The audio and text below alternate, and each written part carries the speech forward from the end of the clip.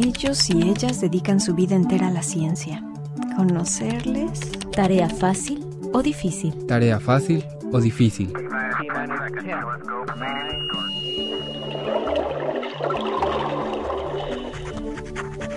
Vida con Ciencia. Hombres y mujeres que con disciplina y emoción dedican todas las horas posibles a analizar y estudiar el mundo que nos rodea. Vida con Ciencia, una producción de la Coordinación General de Investigación Científica de la Universidad de Colima y Universo 94.9 FM. Vida con Ciencia. Comenzamos.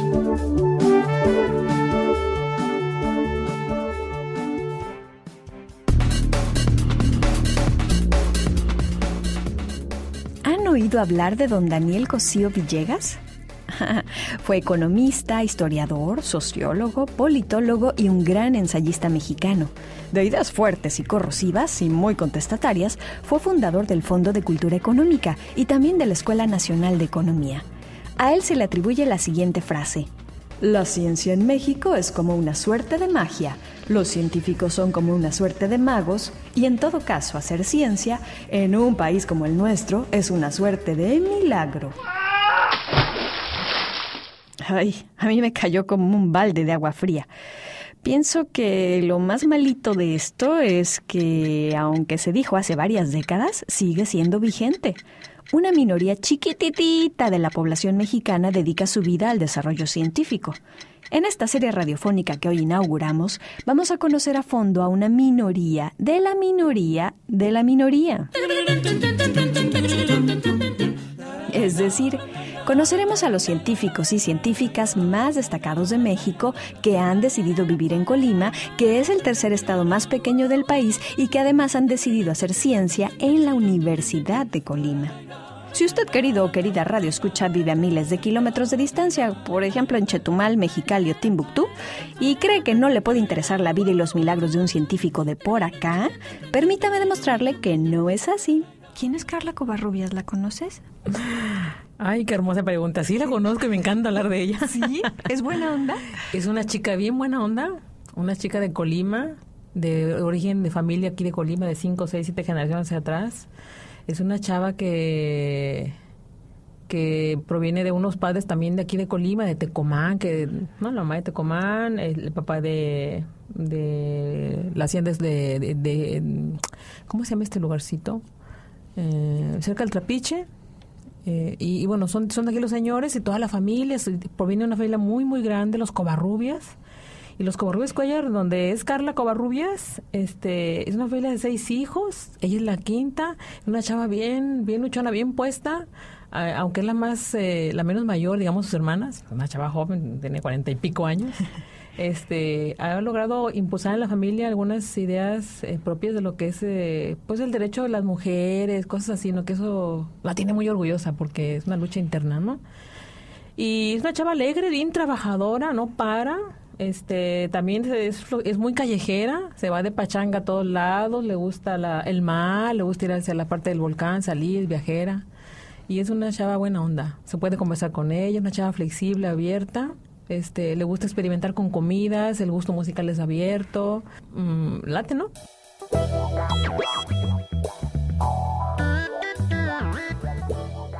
Me gusta mucho ser mujer. Me gusta mucho la posición que ocupo como mamá. Me encanta, no en el sentido de que, que tengo mi hija. O sea, disfruto muchísimo la relación que tengo con mi hija. Me gusta el espacio laboral que ocupo. Me gusta el espacio de hija que tengo en familia, los roles que al paso de los años he ido tomando y me han ido asignando sin querer, uno se va como acomodando las piezas de rompecabezas.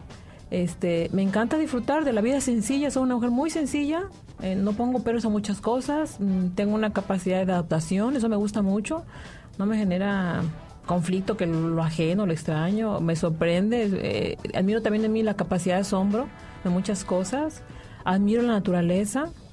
Y eso hago mucha conexión con mi hija, ¿no? Es una hija pequeña, ya grande, de 12 años, pero muy exploradora igual que yo, muy relajada, entonces eso me gusta mucho.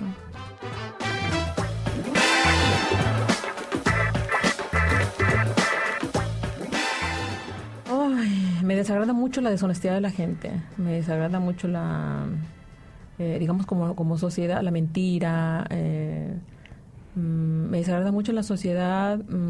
Pues por ejemplo, en México, que tenemos en hace muchos años con los cargos públicos a nivel federal, me desagrada que la gente no tome acción, que nos quejamos y no hacemos nada, o se quejan y no hacen mucho. Esa pasividad me incomoda muchísimo. Digo, oye, ojalá la gente le caiga el 20 de tales cosas, ¿no? Entonces eso hace que no avancemos como sociedad, y si lo ves en tu familia corta, aquí extensa, nuclear, las familias que tenemos a nuestro alcance cotidiano, pues se refleja todo ahí. La poca lectura que la gente hace de las cosas, la poca capacidad de reflexión. Ya olvídate tú de crítica, una crítica sana, fuerte, como en otros países que tiene mayor nivel educativo, con otras posibilidades, ¿verdad? Pero eso es lo que me incomoda.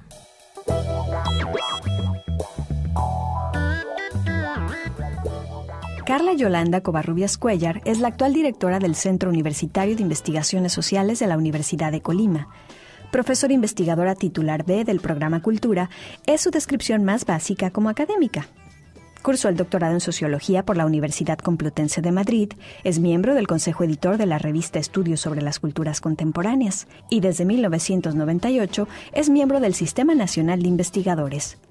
La sociología de la religión, la antropología de la familia y de la juventud, los estudios de audiencias televisivas y los métodos de investigación cualitativa como la historia oral, los grupos de discusión, la etnografía y el análisis argumentativo son, como decimos por ahí, su mero mole.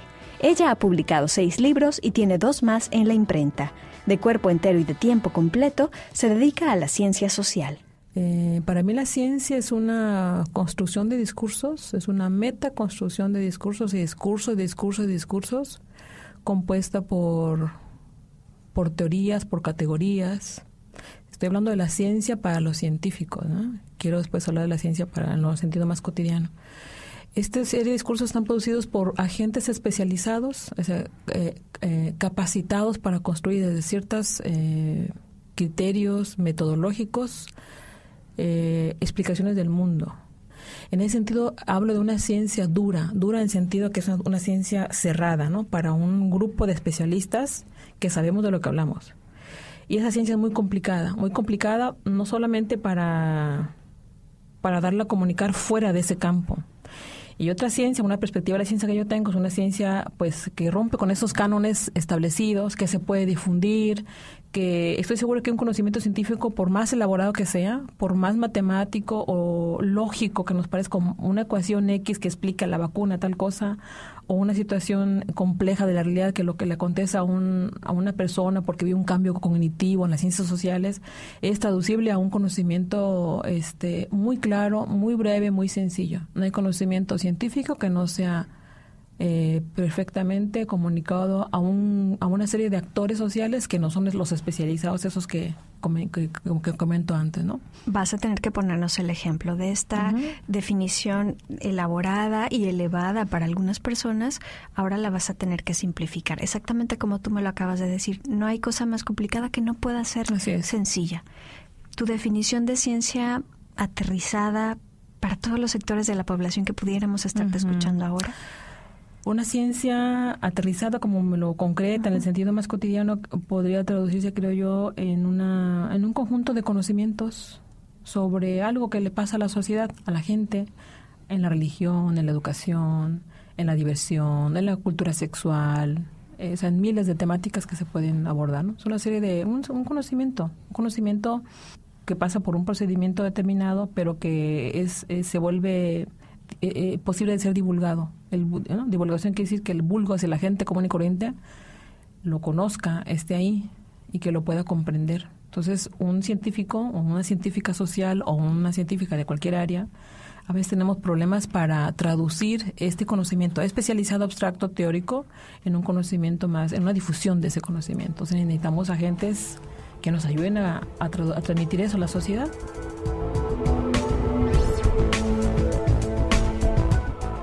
¿Y los científicos de qué están hechos? ¿Son una élite? ¿Tú estás de acuerdo un poco con esto? ¿O cuál sería para ti la mejor descripción de un científico mexicano? Mira, ahorita que por tu pregunta, lo primero que viene a la cabeza es ¿de qué estamos hechos? Estamos hechos de carne y hueso. Es decir, hay una condición humana ahí que de pronto se nos olvida. Al científico que vive en la ciencia, para la ciencia, por la ciencia y más ciencia, es un científico muy complicado. Quizá yo puedo decir que conozco científicos que piden esa capacidad cotidiana de vincularse con el mundo.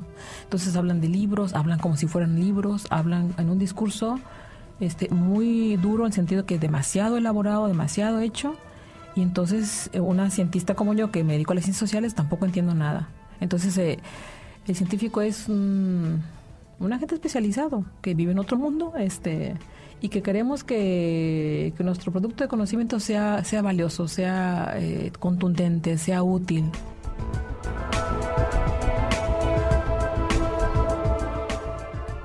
¿Y cuáles son las principales batallas que suele librar un científico mexicano según tu experiencia? Uh-huh. Mira, es que si comparamos la ciencia que se hace en México con la que se hace en otros países, en Holanda, hay países muy avanzados, en Estados Unidos, en Francia, en Alemania, que es un país bastante fuerte, bueno, Japón mismo, China, ahora que está impulsando todas las áreas de la ciencia. Las batallas que un mexicano o una mexicana en cualquiera del conocimiento, también hay muchas diferencias. Por ejemplo, en nuestro país los presupuestos mayores se van para lo que significa la ciencia, esta ciencia dura, aplicada, de lo que muchos llamamos o identificamos como las ciencias exactas, ¿no? Para otros esto es mal llamado ciencia exacta, porque las exactas pues también hay una discusión de qué tan exactas son. El conocimiento de esas ciencias es válido, valioso o aplicable en la medida en que se construyó con otro conocimiento. Entonces, en la medida, lo exacto ya no es tan exacto, ¿no? Entonces, las batallas que uno tiene que librar en este país no solamente es qué tipo de ciencia haces, sino cómo la haces. ¿Quién eres tú? ¿Eres de Colima? ¿Eres de provincia? ¿O eres de la Ciudad de México? ¿O eres de Monterrey? ¿Estás ubicada en Ciudad de Guadalajara? Entonces, si le sumas estas diferencias de condición de vida, de género, de circunstancias institucionales incluso, pues tiene mucho que librar, muchas batallas. Si eres hombre, pues hay como una cierta competitividad. La ciencia es por definición masculina. La mayoría de los científicos del mundo son masculinos. Entonces hay una carga discursiva de construir y nombrar la ciencia desde este género dominante, ¿no? Y entonces, si viene tu pregunta en lo cotidiano, yo digo, bueno, yo soy una mujer, vivo en Colima, trabajo en la Universidad de Colima, que para el contexto nacional no es cualquier universidad, pero bueno, pero es una universidad de provincia, lo que la hace así como, bueno, no se compara con la UNAM, ¿no? Tampoco con Libero, el ITAM, ¿no? Con otras universidades, incluso privadas, que tienen otra posición en el país. Y entonces, pues, lo interesante es que eso se nota en los congresos nacionales. Cuando tú vas a un congreso internacional, es bien, es un reflejo de lo que estoy diciendo, toda esa diversidad, toda esa competencia, toda esa necesidad de parecer y aparecer quién eres tú, de dónde vienes, qué dices, y en esa medida, desafortunadamente, el conocimiento puede ser excluido. Entonces hay serios problemas, como ves. Entonces son muchas batallas las que un investigador, investigadora tenemos que enfrentar en este campo de la ciencia. La ciencia no es perfecta, no es más que una herramienta, pero es la mejor que tenemos. Se corrige a sí misma, está siempre evolucionando y se puede aplicar a todo. Con esta herramienta conquistamos lo imposible. Esto lo dijo Carl Sagan, estudioso del cosmos y un popular divulgador de la ciencia. Él también tuvo una vida con ciencia. En un momento, volvemos con más.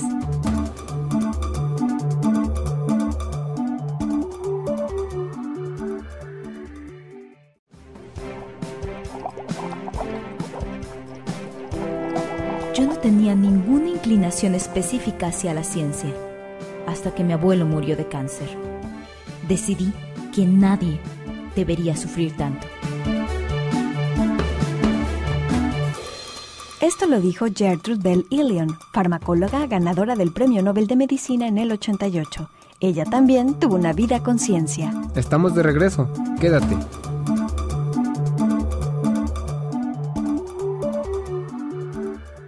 Bienvenidos y bienvenidas al segundo segmento de que es el primer capítulo de la serie Vida con Ciencia. Sí, Vida con Ciencia.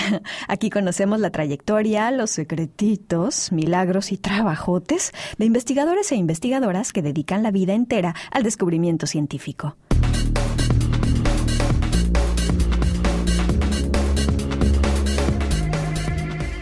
Nuestra invitada de hoy, la doctora Carla Yolanda Covarrubias Cuéllar, autora del libro Cuéntame en qué se quedó, la telenovela como fenómeno social, premiado por cierto a nivel nacional.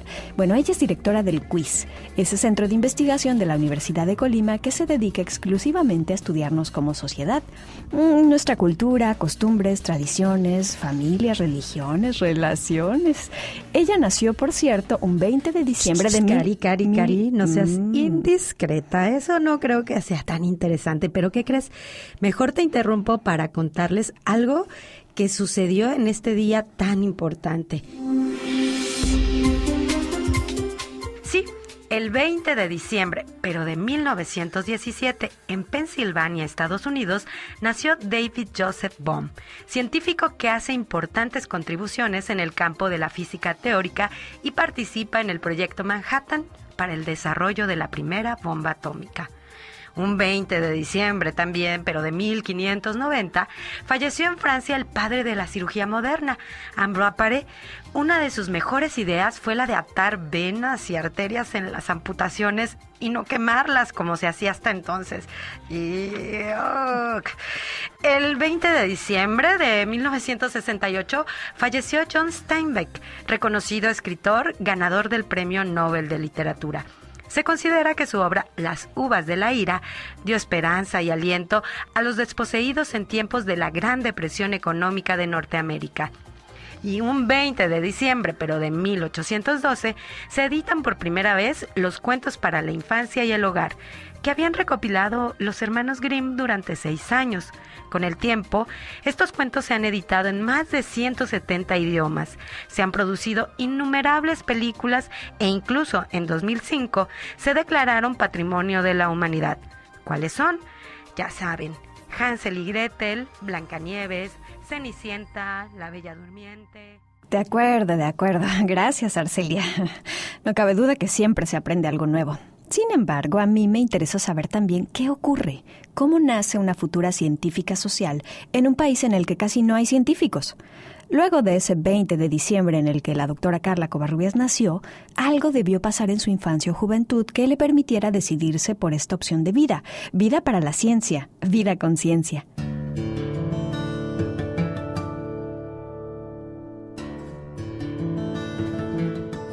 Yo quise en un momento ser médico, doctora, cirujana, quería salvar vidas, quería recibir bebitos. Creo que es una idea también como muy infantil, que no es nada auténtico, ¿no? Porque las niñas pequeñas pasan por ahí con ese don como de los bebés y no sé qué, entonces yo también pasé por ahí. Después fue una persona muy desorientada en mi vocación, en buscar. Yo digo que es una persona abierta, pero también tengo que decir que tuve grandes fallos vocacionales, ¿verdad? Terminé la preparatoria, entré al Tecnológico Regional Ciudad Guzmán a estudiar no sé qué carrera. Yo agarré un tronco común, pero había ahí administración, no sé qué sabe cuánto, contabilidad. Después dije, no, esto no es para mí. Entonces le pedí a mi papá que yo quería ir al Colegio del Aire a la ciudad de Guadalajara. ¿Querías pilotear aviones? ¿Cómo ves? Así que en 1983-84 era lo que yo quería hacer, lo que yo en ese momento también me pegó la loquera de querer hacer. Dije, pues la contabilidad no es para mí, mejor yo así como que cambio radical y me voy al Colegio del Aire. Entonces mi papá me ayudó a hacer trámites y por supuesto en aquel tiempo no admitían mujeres. Yo me di cuenta que pues perdí una oportunidad, entonces mi posibilidad pues se disminuyó. Lloré y todo lo que quise, ya no pude más. Entonces cambié un giro y retomé mi vocación, que era de ser médico. Entré a la Facultad de Medicina aquí en la Universidad de Colima por mis propios méritos. Una chica de los años 80 de Guzmán, pues abriéndose el camino, ¿no? Fui muy buena estudiante, creo que eso me ayudó, mi gran mis promedios muy buenos. Terminé mi bachillerato con 9.8. Fui una muchacha muy estudiosa. En aquel tiempo la universidad era una universidad de oportunidades en toda la extensión de la palabra. Entré a la Facultad de Medicina y al mes me di cuenta que aquello tampoco era para mí, que ya había visto que alcancé a darme cuenta, según yo, de que me iba a hacer una carrera muy absorbente, como si la que ahora a la que me dedico no fuera así, muy absorbente, pero bueno, aquel momento se juntaba mi deseo de juventud, de salir a dar la vuelta, de tener novios, de vivir la vida y la carrera de medicina me iba a restringir en mi visión, entonces esto me empezó a angustiar, me dio una crisis terrible.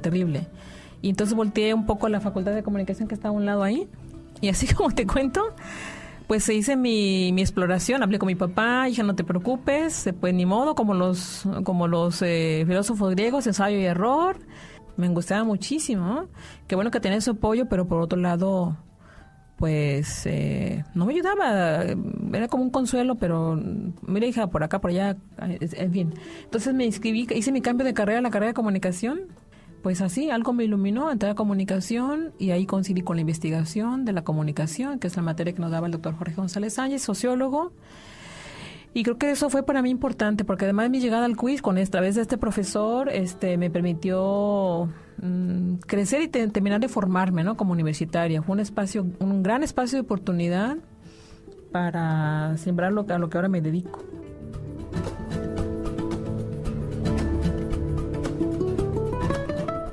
Mi infancia, digamos, con respecto a la televisión, tengo muy presente El Chavo del Ocho, Plaza Sésamo, Siempre en Domingo, las telenovelas.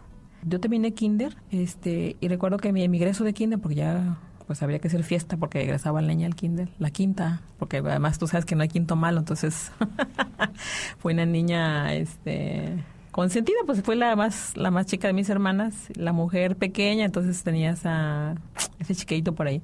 Y entonces me dio fiebre tifoidea y sarampión, y a mi egreso iba a bailar una canción que no recuerdo quién es, pero se llama Juguito de Piña. Una canción que la maestra nos puso con las piñas, con brasileña, toda la cosa, y pues yo tenía puros 10, era una buena niña en todos los sentidos, y pues ya no se hizo posible porque entonces me frustré, lloré porque me hospitalizaron, tuve fiebre tifoidea y sarampión al mismo tiempo, y me adelgacé muchísimo, ya no tuve chance de bailar, pero la recuerdo, por eso que me has hecho la pregunta, ¿no? De la infancia. Entonces, Juguito de Piña. Y aunque usted no lo crea, luego de un trabajo de excavación profunda en la fonoteca de nuestra radiodifusora, encontramos la famosa melodía intitulada Juguito de Piña. Adelante, señor operador, dedicada para todos los que alguna vez bailaron de cachetito, Juguito de Piña.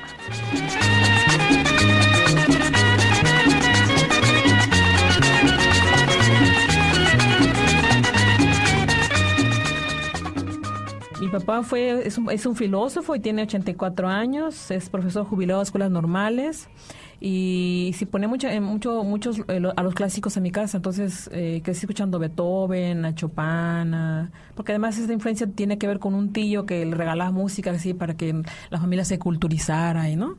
Y toda esta parte. Entonces, eso me quedó muy grabado. Claro, de Luna, me acuerdo de Beethoven bastante bien, Sinfonía de los Juguetes.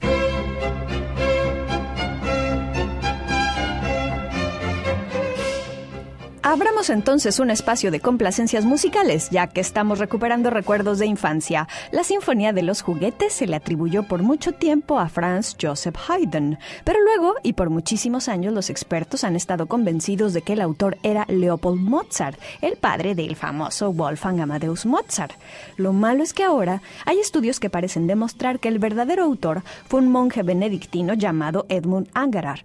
Lo bonito de esta sinfonía es que incluye, además de los instrumentos clásicos, una trompetita de juguete, un tambor de hojalata, unos silbatos y hasta una matraca.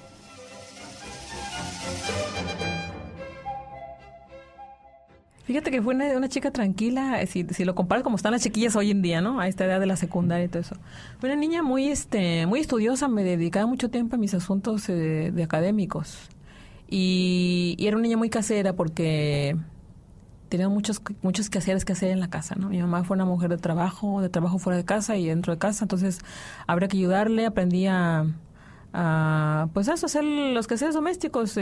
Las tareas estaban asignadas para mí, para mis hermanos, y el que no hacía esto y Z, pues se las veía con ciertos castigos y con ciertos Entonces creo que eso fue formativo, bastante bueno, porque eso nos ayudó a entender que el trabajo en equipo es lo mejor, de que uno no debe quedarse solo, que debe unir tus esfuerzos con el otro, en fin, ¿no? Uno trapeaba, el otro barría. Sí. A ver, cuéntame, ¿qué te tocó? Uno trapeaba, otro barría, yo era que juntaba todos los trastes y lo daba a mi hermana porque habría que aprovechar, y me decía, ¿ya? ¿O todavía no? Pues todavía más. Éramos 8 en casa, entonces éramos una familia grande. Y había muchos casos que hacer, ¿no? Desde la ropa, mi mamá nos organizó bastante bien y ella tenía que salir a trabajar igual que mi papá. Entonces, fuimos hijos que pasamos muchos años y muchas tardes solos.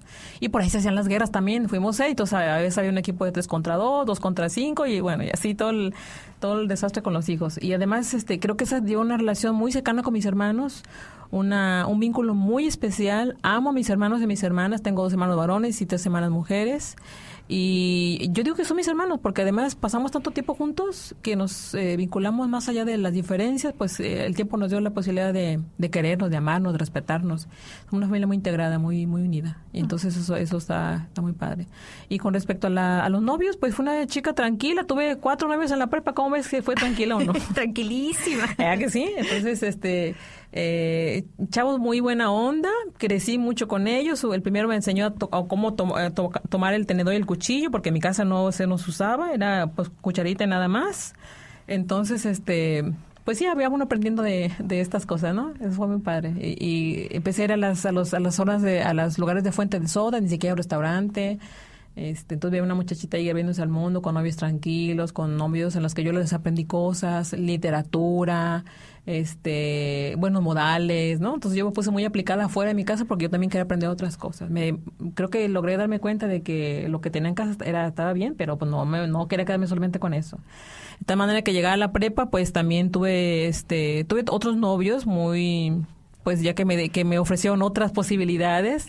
Y en la universidad yo llegué y para mí fue ahora sí apertura al mundo. Eso fue padrísimo. Yo en la universidad, en esa etapa de vida, tengo excelentes recuerdos de mí, de un crecimiento personal amplio vinculado con la parte académica que me interesó muy pronto en el quiz. Y bueno, ahí me fui por esa vía.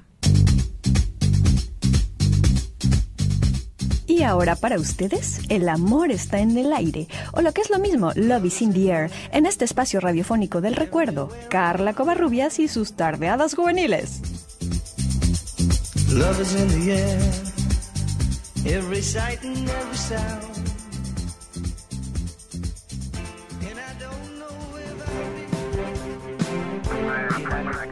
La ciencia no es perfecta, no es más que una herramienta, pero es la mejor que tenemos. Se corrige a sí misma, está siempre evolucionando y se puede aplicar a todo.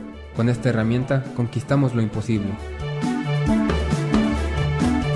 Esto lo dijo Carl Sagan, estudioso del cosmos y un popular divulgador de la ciencia. Él también tuvo una vida con ciencia. En un momento volvemos con más.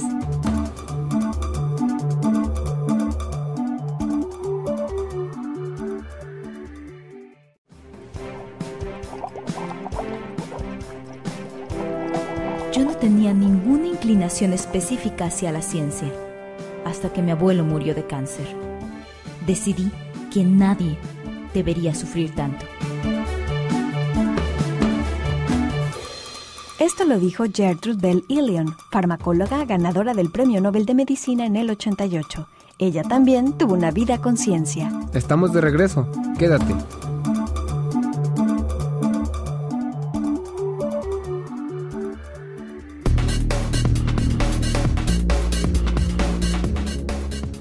Qué bueno que siguen con nosotros.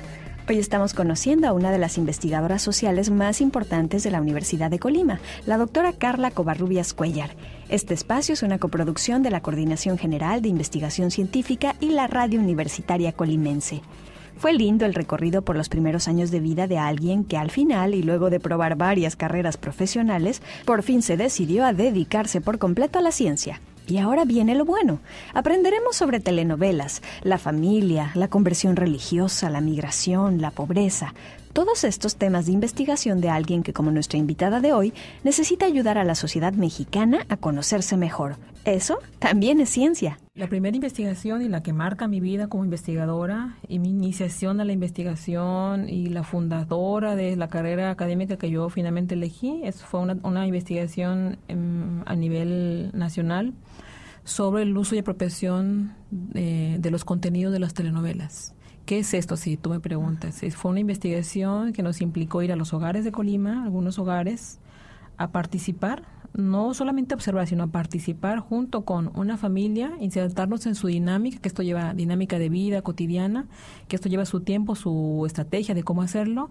Nos insertamos, que consistía en insertarnos en esta vida cotidiana para jugar y participar de esta rutina de cómo la gente ve telenovelas y qué hace con lo que ve. No pude dormir. El doctor Mendiola me recetó tranquilizantes, pero no quise tomarlos. Este dolor debe pasarse en carne viva para hacernos más fuertes. Yo tampoco pude dormir, doña Catalina. Bueno, pero tú siempre has tomado pastillas, según creo. Sí, pero voy a dejar de hacerlo. ¿Sabe? Tengo una sospecha. Creo que estoy embarazada.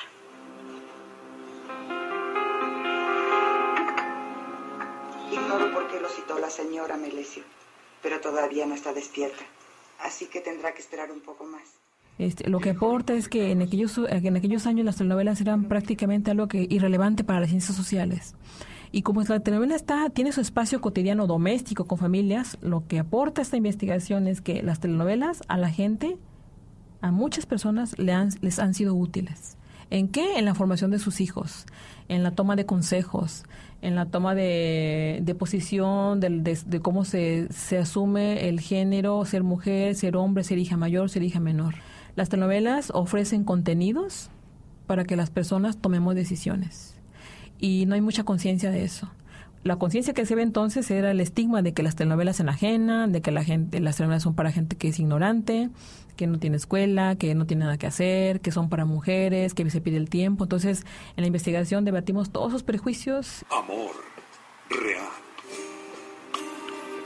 En un tiempo de armas y romance, cuando el amor era poesía, cuando la pasión se ocultaba a flor de piel, surge una historia de amor inquietante, incitante, inolvidable.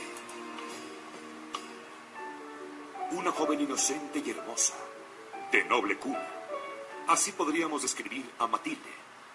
Su madre, Augusta, una dama de impecable elegancia e insaciable ambición, sabe que la única manera de salvar el nombre y la fortuna familiar es casando a Matilde con un hombre acaudalado.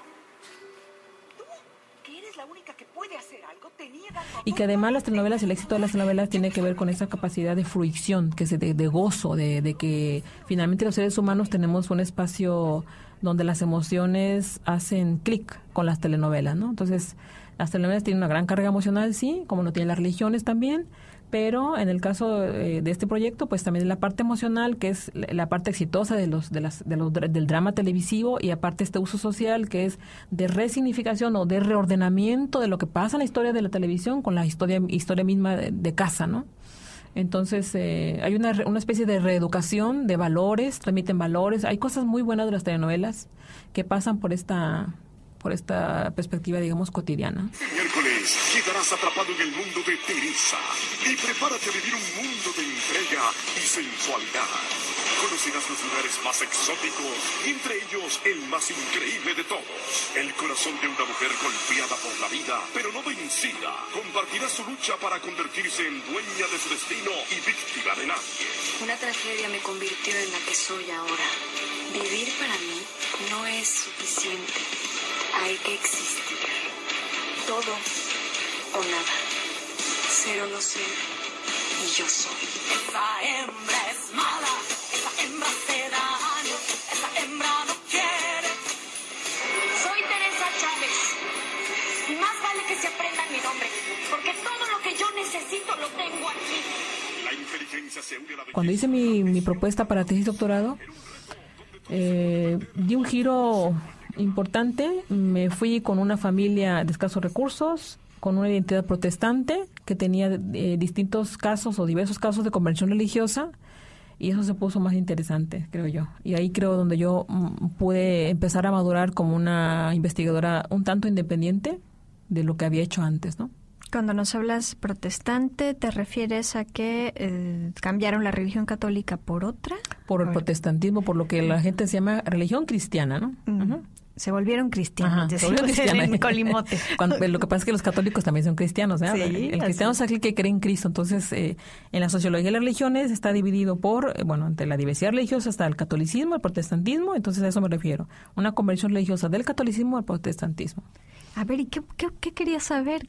¿Cómo se reacomoda cuando un hijo se vuelve protestante y la mamá es católica? Eso mira, yo te digo, intenté, creo que mi historia fue la parte más complicada de la investigación porque tenía formación académica, yo creo que bastante buena, ya tenía casi 8 o 10 años en el quiz. Ahora tengo 27 años que llegué a ese centro de investigación, del cual ahora soy directora. Es muy importante porque ahora soy directora de mi casa, formadora. Y bueno, aparte de esto, se puso interesante y muy complicado a la vez, porque hablar de procesos de conversión religiosa me llevó a trabajar con lo que es la psicología social, con procesos cognitivos, con ruptura de paradigmas, no solamente académicos, que es lo que también me pasó, por eso digo que es complicado, sino también lo que le pasa a la gente. ¿Cómo le explicas, cómo entiendes tú con 10 años de ensayos de investigación, con experiencia de investigación, donde yo todavía no era doctora, aunque estaba formándome para eso porque era mi tesis de doctorado,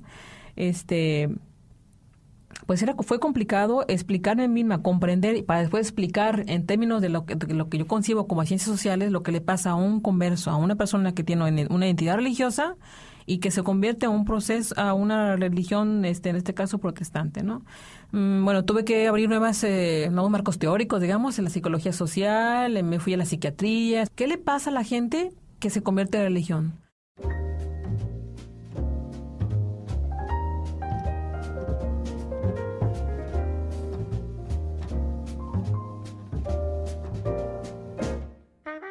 En agosto de 1995, emprendí el trabajo de investigación en una familia de Colima autodenominada cristiana y nombrada por mi familia como conversa. Tenía desde hace algún tiempo interés en introducirme en el mundo denso, misterioso, complejo y apasionante de la religión. Estaba interesada en entender cómo la familia transmite de generación en generación un patrimonio, unas prácticas cotidianas, unos gustos, unos roles, ciertas concepciones del mundo, ciertas normas sociales y morales. A grandes rasgos, pues, una herencia cultural en la cual la religión desempeña un papel muy importante al interior de la familia y hacia afuera de ella en la vida social.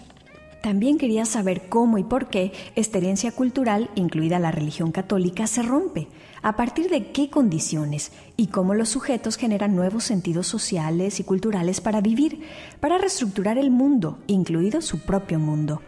Fue así como me acerqué a la familia López Reyes, una familia originaria de Colima, de escasos recursos, que ha vivido serios y prolongados años en la pobreza. Fragmento del texto publicado por la doctora Carla Covarrubias en la revista Razón y Palabra. Hay personas que se convierten en religión y tienen una construcción bien sólida de quiénes son. Una identidad muy fuerte, una relación entre lo que se dice y lo que se hace, una convicción de lo que yo soy esta persona y procedo como tal.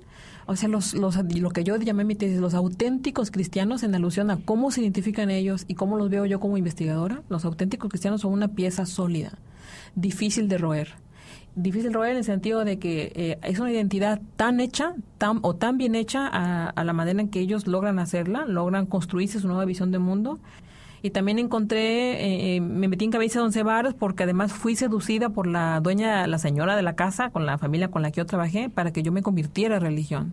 Entonces para mí fue una crisis, la primera crisis profesional, gran crisis que tuve que vivir y que tuve que aprender un montón de cosas. Este punto de cómo una investigadora le toca su trabajo de investigación y te hace vulnerable al otro, o sea, la propia gente con la que tú trabajas, te descolocas en la relación de conocimiento porque tú estás ahí por alguna razón. Pero cuando eso se revierte, entonces eso donde empieza un callejón sin salida y uno tiene que encontrar salidas. ¿Cómo sales de donde te metiste? Ya lo veo por la parte positiva y digo, oye, ¿cuánto gané con esa experiencia? Porque el umbral de lo que tú eres y a lo que te dedicas se borra. Entonces me dio una crisis moral, una crisis profesional, un planteamiento ético que me dio mucho remordimiento y que no me dejaba descansar. Caí en el sentido de la presión que yo tenía de cómo me salgo de aquí si la señora me quiere convertir y yo no me quiero convertir, yo vengo aquí a hacer mi investigación, porque además era para mi tesis de doctorado.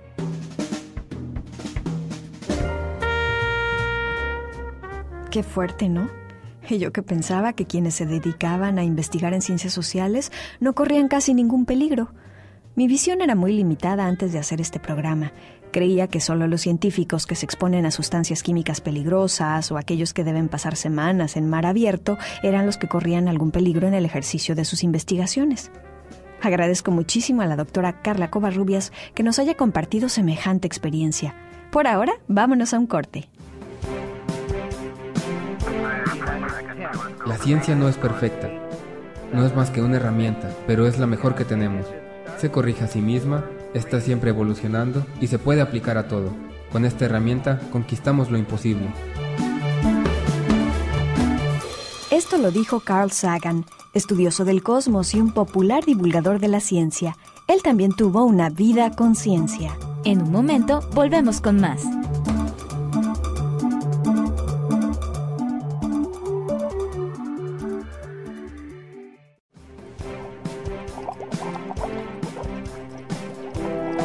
Yo no tenía ninguna inclinación específica hacia la ciencia, hasta que mi abuelo murió de cáncer.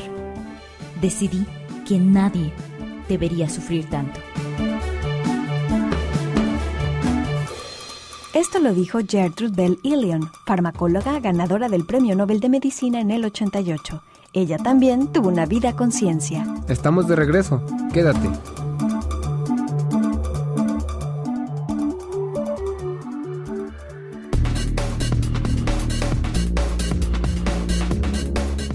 Bienvenidos y bienvenidas al último segmento del programa Vida con Ciencia. Les recuerdo que en esta primera emisión estamos conociendo la vida y la obra de una de las investigadoras sociales más destacadas de la Universidad de Colima. De una experiencia profesional muy fuerte en la que la doctora Carla Covarrubias generaba conocimiento nuevo en torno a los procesos de conversión religiosa de las personas, pasó a comprometerse con otro estudio complejo, diverso, pero ahora en equipo, concentrada en desentrañar el misterio de la pobreza. En esa experiencia de doctorado me marcó sobremanera la pobreza de la gente. O sea, dice Julio Bolvini que no solamente existe pobreza económica, sino también las diferentes pobrezas, ¿no? En plural. Entonces, sí, pobreza económica, social, cultural, pobreza de valores, pobreza de... me considero una socióloga de la cultura. Así estoy adscrita e identificada a nivel federal. Y luego, abrí mis líneas de investigación y luego agregué la pobreza. Nos encontramos con un Colima que en aquel entonces el INEGI y Cedesol daban muy poco crédito a que Colima tenía índices de pobreza significativos. Entonces también significó una posición política frente a una temática dolorosa, espinosa, que es en Colima, es el asunto de la pobreza, y quisimos explorar esa condición social y también ver por qué INEGI y Cedesol dejaban a Colima como en un nivel 7 de estado de bienestar, que es un estado de bienestar como medio, así pobreza relativa, y casi no hay pobreza, ¿no? Entonces, nosotros siendo de aquí dijimos, ¿cómo que no hay pobreza? Y cómo que la gente tiene poco apoyo para programas de asistencialismo, toda esta parte. Entonces inventamos el proyecto, construimos el proyecto, todos los proyectos se inventan, se construyen, y fuimos tras ese acecho, y entonces resultó una investigación también de 5 años, muy larga, con un enfoque de profundidad, con un enfoque extensivo, aplicamos una encuesta, pero lo más importante es que también elegimos 17 colonias de las más pobres consideradas aquí en Colima, con criterios de INEGI y Cedesol. Nosotros agregamos otros criterios que son socioculturales o socioantropológicos, que siendo de Colima dijimos, esto también es pobreza, esto acá también es pobreza, además de lo que dice INEGI y Cedesol. Trabajamos con los 5 años, y ¿qué encontramos, Karina? Encontramos una pobreza muy dolorosa. Encontramos que en Colima efectivamente hay pobreza extrema, que la gente vive con 1 o 2 salarios mínimos, que la gente la pasa mal, que además de la pobreza tiene, por supuesto, como muchos nos podemos dar cuenta, efectos secundarios de otros malestares sociales, delincuencia, prostitución, obesidad, la gente come mal y lo poco que tiene lo invierte mal, come muchas chatarras, problemas de alimentación, violencia intrafamiliar. Entonces descubrimos que la pobreza es hablar de un tema muy, muy complejo, y que lo que tenemos entonces pues fue un proyecto exploratorio con muchas aristas. Participaron psicólogos, también psiquiatras, porque encontramos gente que estaba muy afectada en ese sentido emocional, y que hay una dimensión psicosocial también de la pobreza que es una parte que casi no se explora. Los trabajos sobre pobreza en México, en el mundo, pero en particular en México, son de carácter demográfico y económico, economicistas, y dejan de fuera lo que es la vida del sujeto. Entonces yo en mi trayectoria creo que soy consciente de que atrás de los problemas sociales hay personas, hay una condición humana que se nos olvida.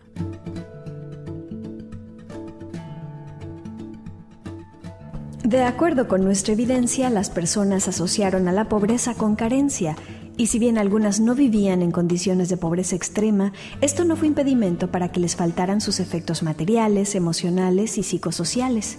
En un segundo nivel, las respuestas mostraron que no solo pudieron identificar y describir la pobreza de manera detallada, sino que también asociaron a ella efectos muy claros con palabras como mugre, desorden, adulterio, suicidio e incesto.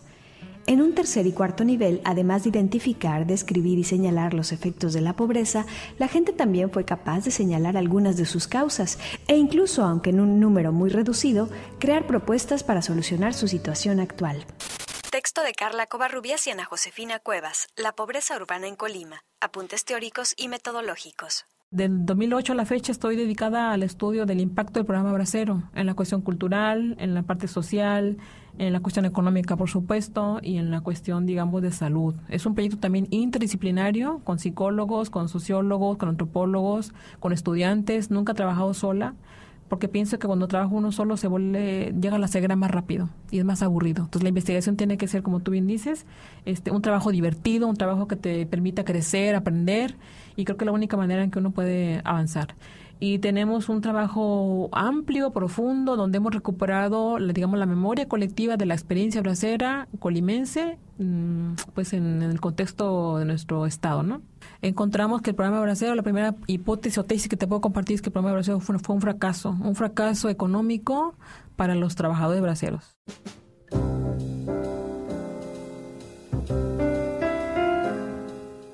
El programa Bracero fue un convenio laboral desarrollado entre México y Estados Unidos de 1942 a 1964 entre los gobiernos de Manuel Ávila Camacho y Franklin Roosevelt. El objetivo fue el envío de fuerza laboral mexicana al vecino país para trabajar en el campo principalmente. Esa demanda laboral fue consecuencia de la baja de trabajadores norteamericanos que habían sido enviados a la Segunda Guerra Mundial.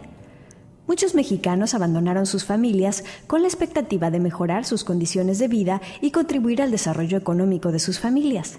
De acuerdo con estimaciones oficiales, el programa Bracero empleó aproximadamente a 4.8 millones de mexicanos durante 22 años de existencia.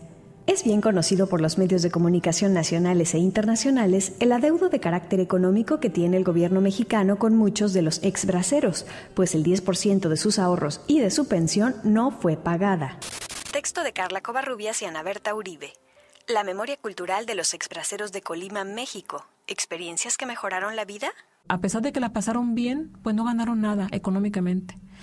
Otros costos altos, digamos, es que la familia, muchos de los braceros regresaron a México sin familia acá, pudieron construir otras familias allá, o sin familia acá y sin familia allá. Entonces, digamos, lo que pasa en los procesos migratorios, se rompen los vínculos familiares y la gente se queda sola, anciana y sin dinero, con muchas enfermedades. No solamente enfermedades de vejez, sino enfermedades que se han somatizado y que son producto del trabajo. De horas de trabajo del campo pesado, que tú sabes que el trabajo en Estados Unidos es muy, muy pesado, con grandes horas de trabajo, con un sentimiento de explotación terrible, y eso pues, hay muchísimo, Karina, que poder decir, ¿no? Desde las políticas, la experiencia de los braceros en su condición de hombres jóvenes, entonces, porque además les preguntamos, oiga, después de todo, usted, si tuviera todavía la oportunidad, ¿qué haría? Yo me iría. O sea, con esto que te acabo de decir, los ancianos de hoy en día nos responden que regresarían otra vez de nueva cuenta a Estados Unidos. Entonces, esto lo vinculamos con esa necesidad de libertad, de juventud.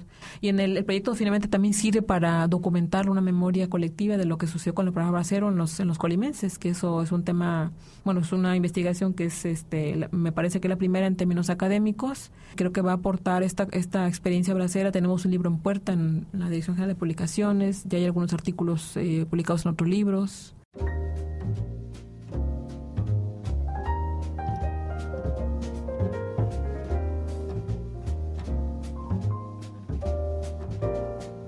Gracias a esta breve pero certera mirada a la vida y a la obra de una científica de lo social, hoy podemos decir que reconocemos la importancia de quienes dedican cada minuto de su tiempo a observarnos como comunidad. ¿Quiénes somos? ¿Qué hacemos? ¿Cómo nos divertimos? ¿Qué compramos? ¿A dónde migramos y por qué? ¿De qué manera nos organizamos? ¿Cómo vivimos? Esas son algunas de las preguntas que se hace constantemente la doctora Carla Covarrubias. Ella se ocupa en contestarlas y generar información con un gran equipo de trabajo. Los científicos entonces no son solo aquellos con laboratorios, conejillos de indias y experimentos con un matraz y un tubo de ensayo.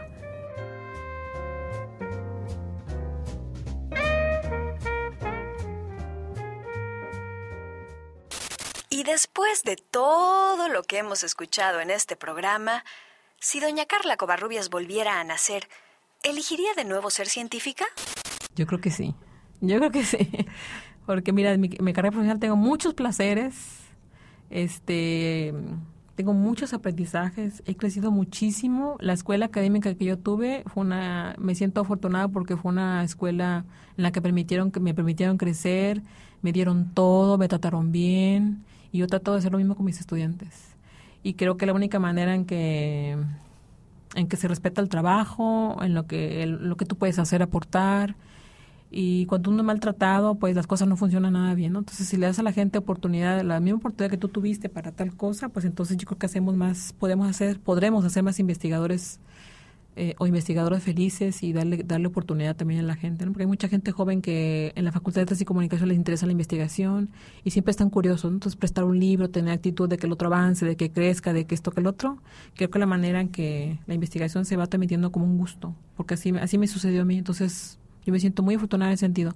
Y después encontré sentido pues por mi propio trabajo, lo que te decía, la vocación y las ganas de avanzar y de crecer y de trabajar interdisciplinariamente con grupos de personas, no sola. Y entonces como que eso todo ha ido confabulándose para encontrar un punto y poder decir, pues sí, yo creo que he hecho bien, he aportado muchísimo a esta universidad. Me siento muy, muy feliz por eso. Y también te puedo decir que me siento que estoy en una etapa de producción académica en la que tengo muchas ganas de escribir, pero muchas ganas de escribir. Y tengo ya 7 libros, voy por el 7º, tengo muchos artículos, he ido a cientos de congresos, pero ahora lo que quiero es hacer libros porque tengo muchas ganas de hablar de la experiencia de investigación en un sentido más personal, ¿no? Esta parte reflexiva de cómo me ha ido y que seguramente me quedaré 2 años aquí, pues me faltan buenos años todavía para, digamos, jubilarme, que no lo que espero ni deseo. Pero bueno, espero tener a todo para esto. Muchas gracias. Muchas gracias a ti. Producción general Juan González y Alfredo Aranda. Entrevistas, guión y realización de Karina Robles. Edición de Oscar Segura. Voz adicional Arcelia Pérez. A los científicos más despertados. ¿Cuál es la idea más loca que han tenido en la vida? De tener el genérico global. ¿Por qué te gustaría ser recordado? Yo creo que soy muy pesado. Muchas preguntas quedan en el aire. Vida Conciencia intentará responderlas en la próxima emisión. Esta fue una producción de la Coordinación General de Investigación Científica de la Universidad de Colima y Universo 94.9. Sus comentarios son bienvenidos si escriben a radio@ucol.mx.